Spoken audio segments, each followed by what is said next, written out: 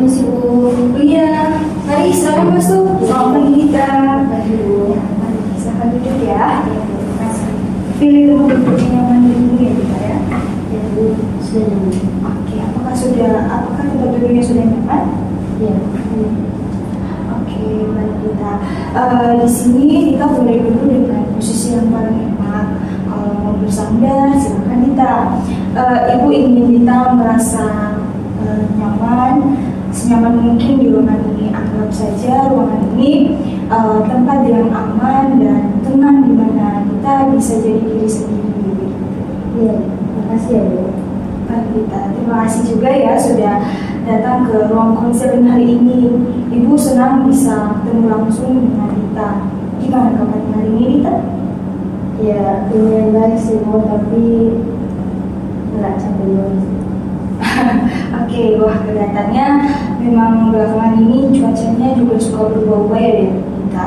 Kadang panas, kadang juga hujan. Oh iya, kalau boleh tahu Dita tadi kesini naik apa? Naik motor Bu, panas banget Bu. Iya ya, bawa motor juga di cuaca panas bisa membuat kita makin lemah gitu ya. Tapi Dita tetap datang, itu luar biasa Dita. Terima kasih sudah menyempatkan waktu. Apakah mau minum dulu mungkin biar ibu ambilin?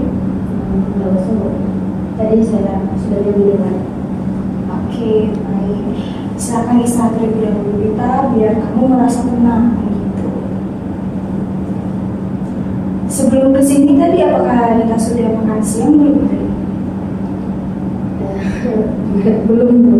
Tadi saya belum ke kampus dan saya langsung ke sini, jadi cuma minum air. Aduh, jangan sampai lupa makan ya Dita. Tubuh Dita juga perlu tenaga supaya kita bisa menjalani hari dengan lebih ringan.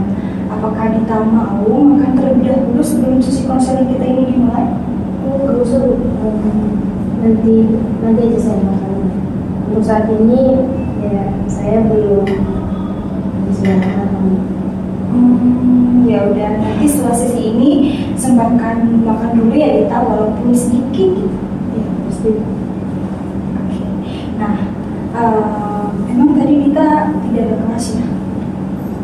Ada sih Bu, tapi saya nggak berangkat.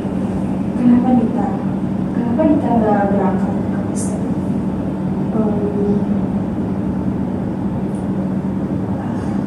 Oke, bagaimana hari-hari di belakangan Dita? Mungkin dari beberapa minggu terakhir, kuliah, kegiatan, atau hal lain di luar itu? Hari-hari terakhir ini rasanya ya biasa aja sih Bu, gitu lah. Kadang capek, kadang bingung juga sih. Kayak semua tuh menunggu gitu. Kalau bisa. Ibu bisa paham, kadang memang ada masa di mana semuanya terasa berat Dita dan campur aduk, tapi tidak apa-apa. Hari ini kita sudah ambil langkah penting dengan datang ke sini. Itu langkah yang berani loh Dita. Sebelum kita ngobrol lebih jauh, Ibu mau kasih gambaran nih tentang sesi konseling kita yang akan kita lakukan pada hari ini, supaya kita tahu akan seperti apa prosesnya ke depan. Jadi konseling ini sifatnya rahasia, artinya apa yang kita ceritakan di sini tidak akan Ibu sampaikan ke orang lain tanpa izin dari Dita, dan kecuali jika berkaitan dengan keselamatan kita atau orang sekitar begitu. Dan kemudian satu sesi ini biasanya berlangsung antara 45 atau sampai ke 65 menit gitu. Kita akan ngobrol dan eksplorasi bersama hal-hal yang sedang Dita rasakan atau pikirkan gitu. Jadi di sini Dita bebas untuk cerita apa saja, nggak ada yang benar atau salah di situ. Dan Ibu akan membantu Dita menemukan solusinya, dan di sini juga kita akan sama-sama mencari solusinya. Dan kalau Dita merasa sesi ini perlu dilanjutkan, kita bisa membuat pertemuan berikutnya dan kita bisa atur bersama. Ibu akan sesuaikan dengan kebutuhan dan kesiapan dari Dita. Begitu, apakah Dita sudah paham? sebelum kita masuk ke hal-hal yang lebih dalam, boleh Ibu tahu dulu apa yang membuat Dita ingin datang dan mencoba layanan konseling pada hari ini? Sebenarnya saya belum benar-benar, tapi akhir-akhir ini saya merasa hidup saya itu terasa kosong. Tidak ada semangat untuk melakukan apapun. Biarpun saya jalani tidak seperti dulu lagi semua. Saya adalah sering tidak mengerjakan skripsi. Saya melakukan di kelas dan saya juga mungkin malas untuk bersosialisasi dengan orang. Oke, terima kasih ya sudah mau jujur dan terbuka kepada Ibu. Itu adalah langkah awal yang sangat penting. Saat Dita bilang hidup terasa kosong, bisa Ibu tahu lebih dalam seperti apa rasanya bagi Dita? Sebenarnya itu rasanya kayak yang saya jalani itu tidak artinya. Saya dulu aktif di organisasi, punya tujuan ke depan, tapi sekarang saya bangun tidur saja rasanya berat banget. Tidak tahu harus buat apa yang harus saya jalani hari-hari itu. Saya seperti apa, saya bingung rasanya itu seperti apa. Ibu bisa merasakan betapa beratnya yang Dita rasakan saat ini. Jadi bukan cuma soal skripsi atau kuliah ya Dita ya, tapi Dita merasa hampa dan kehilangan tujuan, betul begitu. Dari semuanya itu semakin kacau semenjak saya dihianati oleh pasangan saya. Kami sudah pacaran tapi dia malah membohongi saya. Setelah itu saya kehilangan kepercayaan kepada siapapun. Saya jadi keras juga orang yang mendekat dengan saya. Saya merasa gagal sebagai diri saya sendiri. Oke, itu tentu sangat menyakitkan ya Dita ya. Merasa dikhianati oleh orang yang kita percaya bisa membuat hati kita sangat terluka dan kehilangan pegangannya. Iya benar. Sejak itu saya benar-benar diri saya dari teman. Kalau diajak ketemu pasti saya tolak.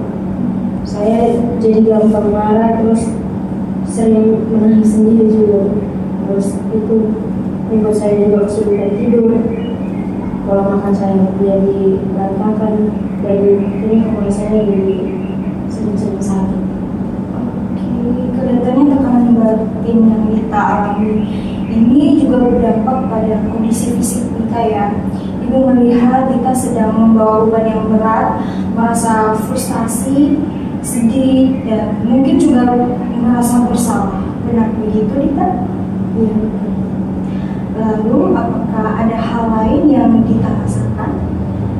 Iya Bu, saya juga merasa sangat bersalah. Kadang saya marah pada diri saya karena merasa tidak mampu bangkit dari kondisi yang terpuruk ini. Tapi di sisi lain saya malah melampiaskan kemarahan saya itu pada orang lain, seperti merasa benci pada dosen, teman, bahkan lingkungan di sekitar saya. Saya pun merasa sangat lelah Bu. Semua ini terasa seperti tidak ada akhirnya. Oke Dita, terima kasih ya sudah mau membuka diri. Ibu benar-benar menghargai keberanianmu saat ini. Saat Dita merasa semuanya kacau, boleh Ibu tahu bagaimana Dita melihat masa depan Dita? Apa yang mungkin terlintas di pikiran Dita saat membayangkan hari-hari ke depan? Saya tidak tahu Bu, masa depan yang saya pikirkan itu kayak masih gelap gitu Bu. Saya tidak tahu saya menjadi apa atau kenapa saya bingung Bu. Oke, Ibu bisa merasakan ya kebingungan Ibu Dita, dan dari yang Dita sampaikan, Ibu menangkap bahwa Dita merasa kehilangan makna hidup, seperti kehilangan arah, tujuan, dan merasa tidak punya kendali atas hidup sendiri. Apakah itu yang Dita rasakan sekarang? Iya betul banget Bu. Saya rasa kayak saya bebas saja melakukan apapun. Tapi di saat yang sama saya takut dengan akibat dari apa yang saya lakukan itu. Saya merasa kosong, tapi saya juga merasa bersalah. Saya jadi ya dalam kebingungan gitu. Itu perasaan yang sangat manusiawi ya Dita ya. Ibu percaya di balik semua kekacauan ini, Dita sebenarnya sedang mencari-cari makna, arah, dan juga pengakuan bahwa hidup Dita itu berarti, dan kita di sini bisa sama-sama pelan-pelan memahami hal itu dan mencari jalan keluar. Iya, tapi saya tidak tahu harus bagaimana. Rasanya semua sudah terlalu berantakan. Saya tidak bisa berpikir jernih. Tidak apa-apa Dita, Ibu mengerti saat seseorang merasa kehilangan arah atau makna dalam hidupnya itu bisa mempengaruhi kita, pola tidur kita kacau, pola makan kita juga gak teratur, dan kita juga tidak punya semangat begitu Dita. Dan sebelum kita lanjut, Ibu ingin tahu kalau dari dalam dirimu sendiri, apa yang kamu harapkan dari proses konseling? Harapan saya tentunya lebih baik. Saya ingin bisa semangat lagi dan tahu arah saya itu harus kemana. Saya ingin bisa menyelesaikan skripsi, kembali aktif, dan ya mungkin saya harus menemukan alasan kenapa saya harus tetap hidup dan melanjutkan semua. Itu harapan yang sangat berarti Dita. Jadi tujuan kita dalam konseling ini adalah membantu Dita menemukan kembali makna hidup, arah yang jelas, dan membangun semangat Dita untuk menjalani hidup secara bertanggung jawab. Apakah itu sesuai dengan apa yang kamu harapkan, Dita? Ya Bu, saya pikir begitu. Itu sama saya. Oke, baik, kalau begitu kita mencoba melangkah lebih jauh lagi ya. Apakah Dita sudah siap? Boleh Bu, saya siap. Oke, baik Dita. Sekarang boleh Ibu tahu bagaimana keadaan kuliah Dita akhir-akhir ini? Boleh Bu. Bisa Dita melanjutkan untuk menceritakannya? Iya Bu, jadi akhir-akhir ini saya merasa jenuh. Bosan berbicara di depan, itu pun saya tidak bisa menangkap di otak saya. Rasanya semua materi itu kayak gak penting lagi. Saya hadir tapi pikiran saya tuh kayak tidak ada benar-benar di kelas itu. Oke, jadi kita merasa menjalani kuliah itu hanya sebagai rutinitas saja tanpa makna, seperti hanya mengikuti arus gitu ya. Apakah betul? Ya mungkin begitu Bu, karena mengerjakan skripsi itu begitu. Saya buka laptop tapi tidak tahu harus mulai dari mana. Akhirnya laptop itu kadang mati sendiri, bahkan sebelumnya saya tutup dulu karena saya tidak mengerjakan skripsi. Oke, Ibu memahami apa yang kamu rasakan Dita. Sebelumnya Ibu ingin lebih memahami lagi lebih dalam. Tadi kamu sempat bilang kalau kamu itu dihianati oleh pasanganmu. Kalau Dita berkenan, boleh ceritakan sedikit apa yang sebenarnya terjadi? Ya, jadi awalnya semua itu senang-senang saja, tidak baik-baik saja. Kami pacaran udah hampir 3 tahun. Saya percaya sama dia, saya merasa dialah orang yang paling mengerti saya. Tapi ternyata dia selingkuh di belakang saya, secara diam selama beberapa bulan, dan saya mau tahu dari temannya. Saya merasa sangat bohongi dan saya merasa di-PHK. Itu pasti sangat sakit hati ya, gitu ya. Apalagi ketika kepercayaan yang kamu berikan dengan tulus ternyata dikhianati. Lalu apa yang kamu rasakan saat mengetahui hal itu? Ya, pada saat mengetahui itu ya rasanya hancur sekali. Dia alasan saya kuat selama ini. Tapi setelah itu saya akhirnya merasa nggak berarti, nggak berharga, gagal, dan saya mulai menarik diri dari semua. Ibu bisa mengerti mengapa perasaan itu sangat dalam ya kita ya. Kejadian ini bukan hanya tentang hubungan yang rusak, tapi juga membuat kita merasa kehilangan makna, kepercayaan, dan arah hidup kita sendiri. Apakah sejak saat itu semuanya terasa berubah? Berubah sekali. Sejak itu dunia saya terasa hampa, saya bukan lagi tapi kayak kosong semuanya. Saya bingung harus melakukan. Ibu sangat menghargai keterbukaan Dita. Jadi pengalaman Dita nanti membuat kamu kehilangan arah dan semangat hidup ya. Apakah nilai-nilai seperti kepercayaan atau harapan ataupun tujuan belajar juga terasa pudar sejak saat itu Dita? Iya, begitu. Dulunya karena dulu itu saya motivasi untuk kuliah itu kan karena pengen jadi seorang guru, pengen membantu orang tua. Tapi sekarang saya merasa untuk apa ya saya kuliah? Bahkan saya tuh meragukan diri saya sendiri. Iya, Ibu memahami perubahan besar yang kita alami. Apakah kamu juga merasakan gejala seperti menarik diri, mudah marah, sulit tidur, atau merasa bersalah? Itu betul sekali. Saya rasa memang begitu. Saya sering bolos, gampang emosi, kadang malah nangis sendiri, tapi saya tidak tahu alasannya karena. Ibu sangat menghargai kita. Ibu sangat menghargai ya keterbukaan kita.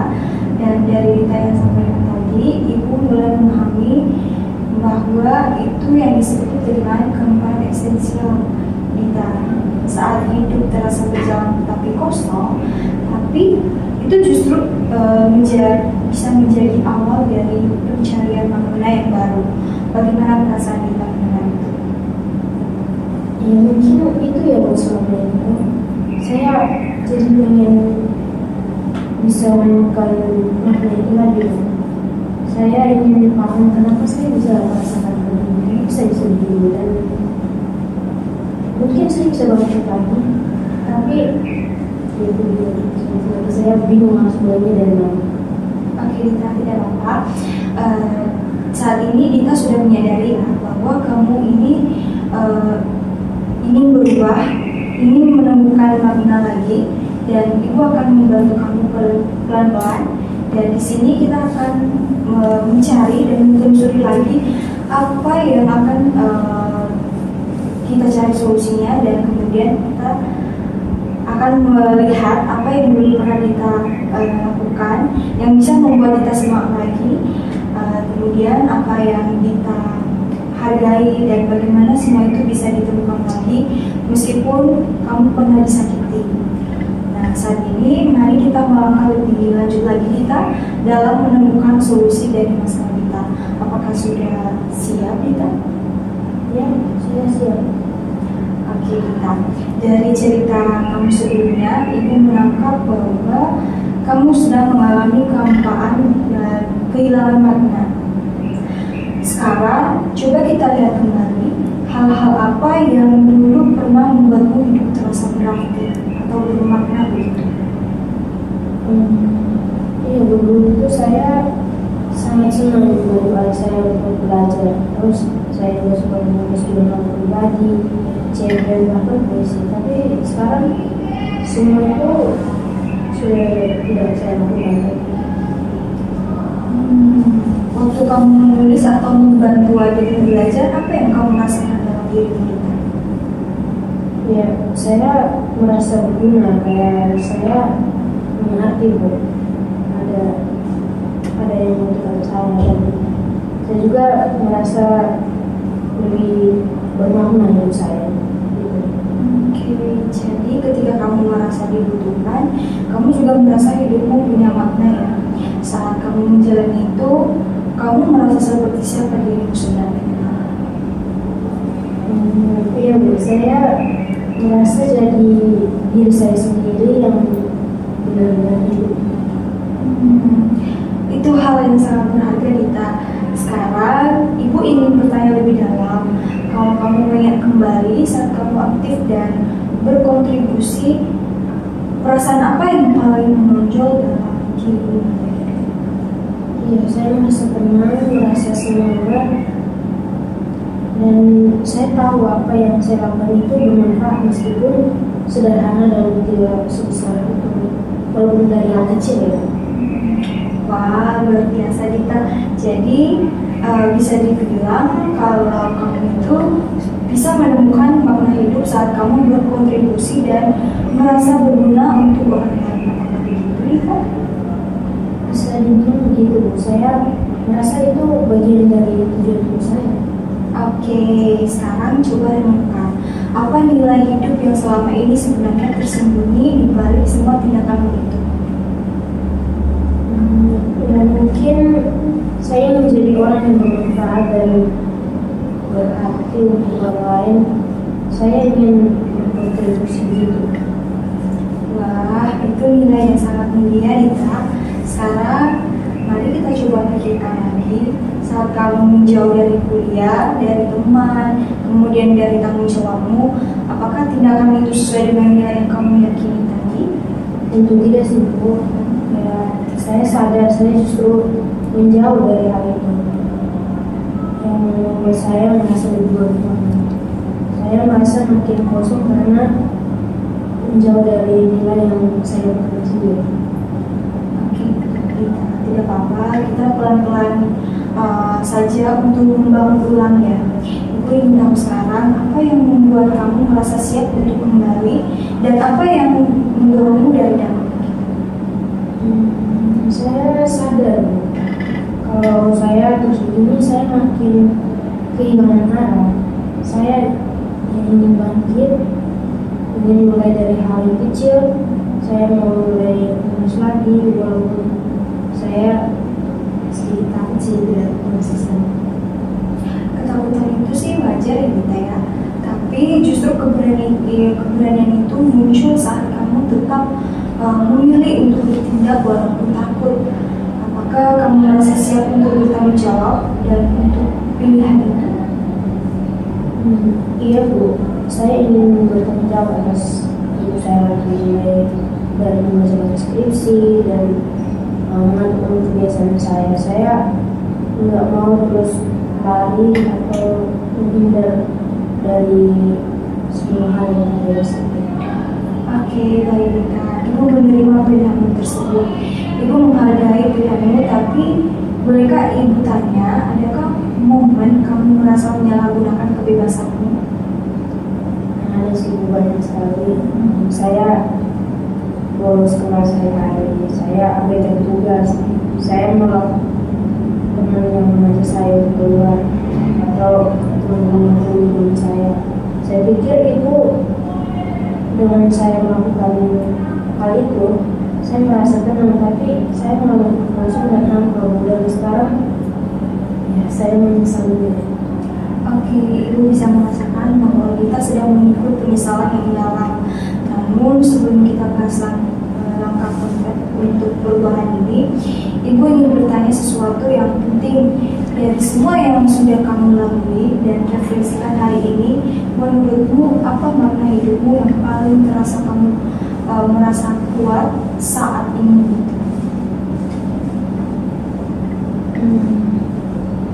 Saya pikir makna hidup saya itu adalah menjadi orang yang berguna.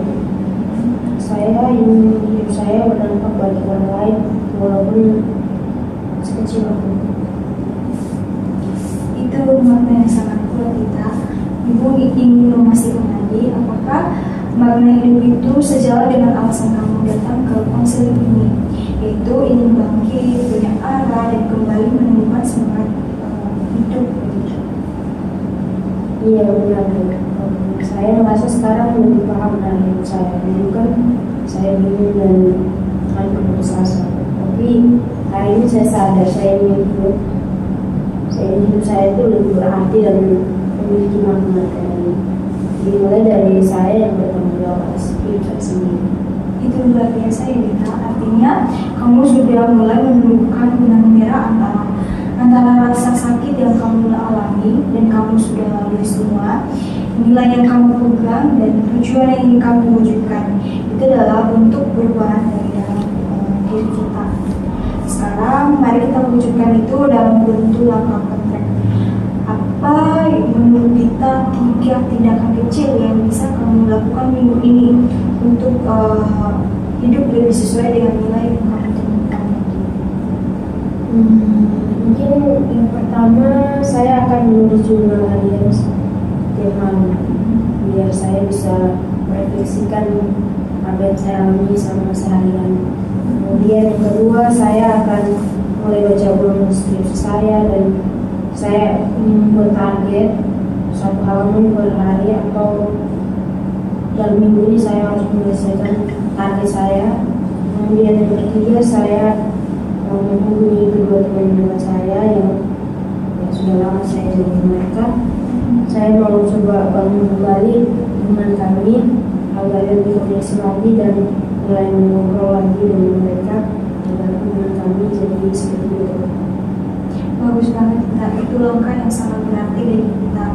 Kamu sedang memilih untuk tidak dikendalikan oleh luka, tapi untuk meresponnya dengan tindakan yang bermakna. Itu adalah keberanian yang sangat luar biasa ya, Tita. Ya, terima kasih banyak ya, Ibu. Sama-sama, Tita. Sekarang Ibu ingin mengajak kamu melihat lebih dalam dari semua yang sudah kita bahas dan langkah-langkah kecil yang sudah kamu rancang tadi. Menurut kamu, apa makna dari semua pengalaman ini? Ya, saya merasa pengalaman ini memang berat, tapi ternyata dari semua sakit itu saya bisa belajar bahwa saya tetap bisa memilih jalan saya sendiri. Saya bisa memulai ulang dan saya sadar bahwa hidup saya itu nggak berakhir hanya karena satu kejadian yang saya alami. Ya, benar, Dita. Ibu senang kamu bisa sampai pada kesadaran itu. Dalam sesi konseling ini kita percaya bahwa makna tidak selalu datang dari hal-hal yang menyenangkan, tapi seringkali justru muncul dari penderitaan yang kita hadapi dengan sikap yang tepat. Sekarang Ibu ingin tahu apa makna terdalam yang kamu temukan dari luka yang kamu alami tentang hubunganmu tadi, kuliahmu, dan rasa hampa yang kamu rasakan.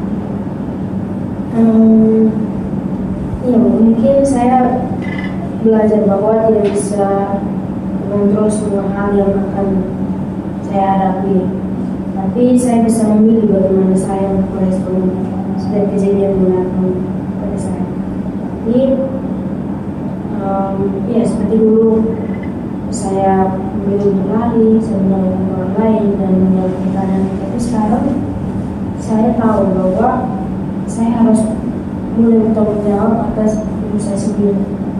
Bagus, Dita. Kalau kita lihat sekarang langkah-langkah kecil yang sudah kamu rencanakan tadi, yaitu menulis jurnal, menyusun skripsi kembali, dan kembali menjalin relasi. Apakah itu selaras dengan nilai dan makna yang kamu temukan? Iya, betul. Semua itu bahkan bikin saya merasa punya arah lagi. Bahkan karena disuruh orang lain, bukan karena disuruh orang lain, tapi karena saya memang ingin jadi orang yang berguna. Saya ingin hidup saya lebih berarti dalam proses. Oke, bagus, Dita. Itu berarti kamu mulai membangun makna hidup bukan dari apa yang terjadi padamu, tapi dari apa yang kamu pilih dan apa yang kamu lakukan setelahnya. Itu adalah bentuk tanggung jawab yang sejati. Dan Ibu ingin tanya satu hal ya, terakhir hari ini. Dari semua yang kamu pelajari, apa pesan hidup yang sekarang paling terasa kuat dalam dirimu sebagai makna hidupmu? Mungkin ya saya sadar bahwa saya tetap punya kendali atas hidup saya sendiri. Bertanggung jawab atas hidup saya ya saya sendiri. Meskipun saya pernah disakiti, saya bisa memilih untuk bangkit, menjadi seorang yang kuat dan bermakna, dan membantu orang lain itu tidak hanya berfokus pada diri saya sendiri. Oke, Dita, itu kalimat kalimat yang sangat indah dan penuh makna ya Dita ya. Ibu bangga padamu. Hari ini kamu bukan hanya menyadari luka yang telah kamu rasakan selama ini, tapi juga menemukan keberanianmu untuk menanggapi luka itu dan dengan tanggung jawab dan nilai-nilai yang kamu yakini. Ibu, terima kasih banyak Bu. Saya sekarang tahu bahwa apa makna dan perilaku yang saya lakukan ke depan dan bertanggung jawab atas perilaku yang saya lakukan untuk ke depan. Kamu luar biasa Dita. Sekarang Ibu ingin merangkum apa yang sudah kita bahas bersama dari awal sampai titik ini ya. Oke, baik Bu. Oke, di awal pertemuan tadi Dita datang ke ruang konseling dengan membawa perasaan yang bingung, lelah, dan merasa hidup seperti kehilangan arah. Dan kemudian Dita bilang tidak tahu harus bagaimana lagi, merasa kosong, tidak semangat kuliah, menarik diri dari teman-teman, dan merasa hancur setelah dihianati sama pasangan Dita sendiri.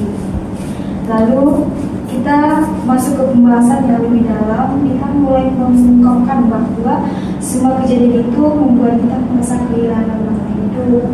Kemudian hal-hal yang dulu penting seperti kuliah, organisasi, bahkan impian untuk menjadi guru saja, semuanya jadi terasa tidak berarti bagi kita.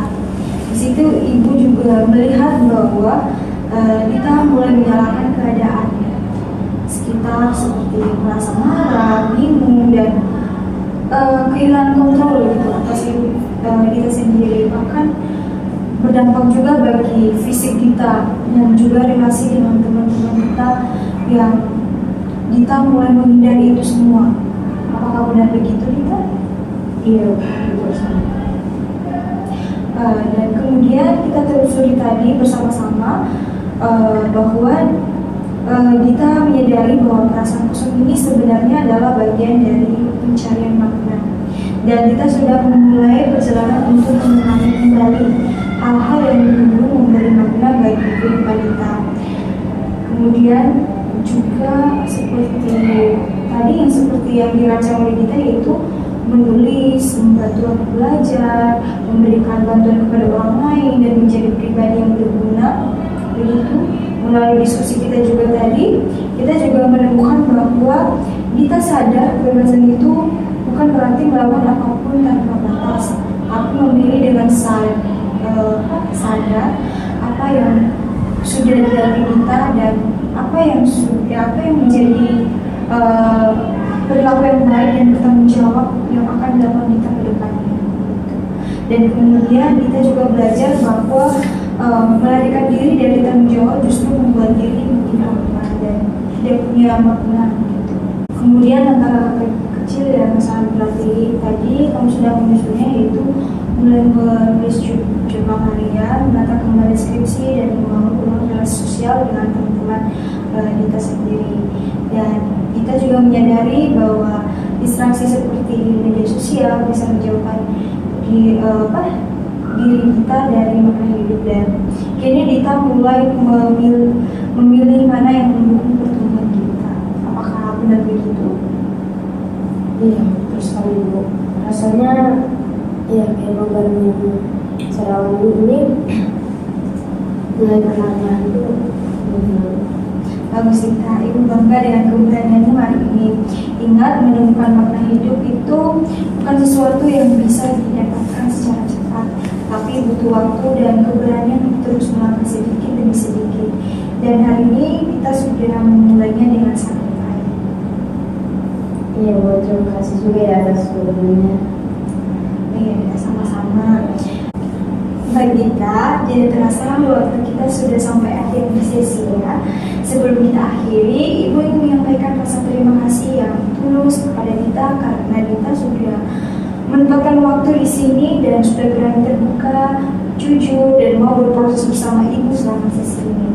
Ibu sangat menghargai setiap langkah kecil yang kamu ambil hari ini, mulai dari mengungkapkan rasa sakitmu, mengenali nilai hidupmu, sampai berkomitmen untuk berubah.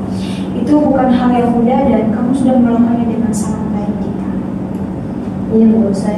senang dan mengucapkan terima kasih atas bantuannya. Saya merasa lebih lega setelah cerita dan bisa membagi apa yang saya rasakan bersama ibu. Sama-sama Dita, jika suatu saat kamu merasa butuh tempat untuk kembali berbicara, merefleksikan sesuatu atau sekedar didengar, ruang BK ini selalu terbuka untukmu Dita. Jadi jangan ragu untuk datang. Gitu ya Dita ya? Iya Bu, saya senang sekali, saya berterima kasih sekali untuk ibu karena saya merasa lebih tenang. Kemudian sekarang saya menjadi lebih paham dengan arah hidup saya ke depan. Terus saya jadi lebih yakin kalau saya bisa melalui itu tidak langsung menjadi sukses, tapi perlahan-lahan proses itu. Oke, Ibu senang mendengarnya Dita ya.